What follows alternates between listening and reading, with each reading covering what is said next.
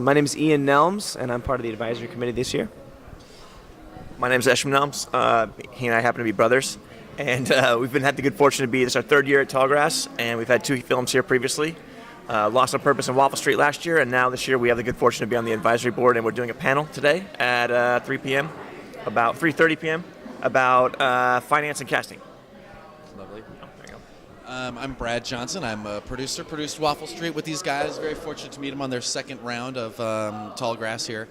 And then came back again as an advisory board member. Happy to be here. And we're developing a... Good to have you on the next one, Brad. Well, thank you. And we're going to be here back with the next one next year, hopefully. We've been tasked with shepherding the filmmakers who are here and showing them how to make the best of Tallgrass, which has been fun because it's our third time here. Like I said, we had 2 previous movies here, hoping to have our third here. And we love this film festival, and we're excited to be back to be a part of it. I feel like we've really mastered how to really enjoy this festival. Thank you, Brad. We soak it up because these guys put on a really good time. So I think every year it continues to improve. I see.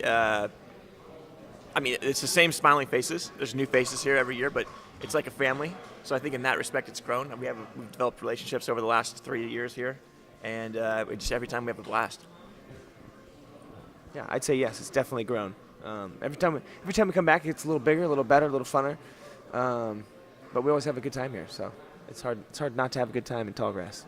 We really enjoy the way it's going. I think it gives everybody. I mean, it's kind of a double-edged sword. You've got more ways for film to get out to people, but that also creates a glut of content, and less people are getting theatrical releases, less people are getting a lot of PR and pushing to where you'll get good spots on TV. And yeah, I think it's exciting because in some ways it's kind of like the Wild West. You don't really know what's going to happen, exactly. And which presents all sorts of opportunity, and you can kind of figure it out if you can find your thing.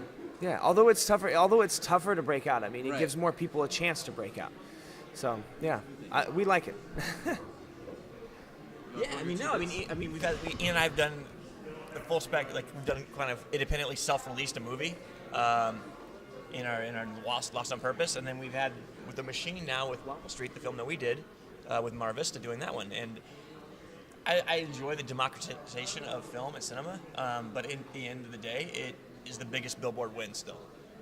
And I think there's no way to beat that, unfortunately. So.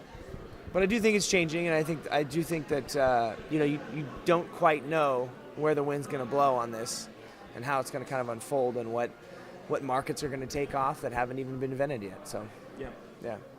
Well, stubbornly independent for us is just going out and making the movie any way that's possible. I mean, we were talking a lot about, we've got a panel later on today about finance and casting, and I mean, one of our biggest points on that is always you're going out to make the movie. So always have a sort of a tiered system of what you can do with the movie, regardless of your cast and budget. So for us, stubbornly independent means going out and making the film any way possible, making the best thing you can for what you have. Yeah, I mean, whatever assets you have, take those and go make your work. And that's I was going to say I'm fortunate enough that I got to make our last movie together with these guys, because these guys definitely represent stubbornly independent. Thank you, Brad. We knew we had something, and with their vision on it, we knew we had something, and we just made it. And I think that's kind of the motivation you need, is that drive. Don't let anything stop you, and you have to do it. That's the only way you're going to get something done. Exactly. We've got a film that we're in post on right now. We just finished the edit. It's called Small Town Crime. We're all very excited about it. Brad's a producer on it. We wrote and directed it. It's kind of one of our children. It's something we wrote a few years ago, and that we've been busting our butts to get going, and finally met Brad and John and Parisa, our 3 producers, who really helped us get it going and find the financing. And Ellie, Merdana Ellie, and Octavia Spencer is one of our EPs. Those are our 2 EPs. But yeah, we had an incredible cast. It was an incredible time making it. It's a crime thriller. It stars John Hawkes, Octavia Spencer, Anthony Anderson, and Robert Forster. And it is about an alcoholic ex-cop who finds a dead body of a young woman and becomes obsessed with finding the killer. It's a really fun script. It's really fun. It's like super says the producer. and with that killer cast, we're excited to.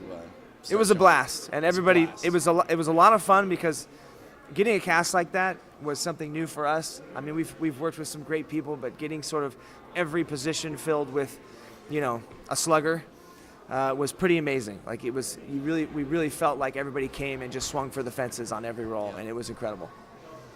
Making editing difficult because everybody did such a killer job.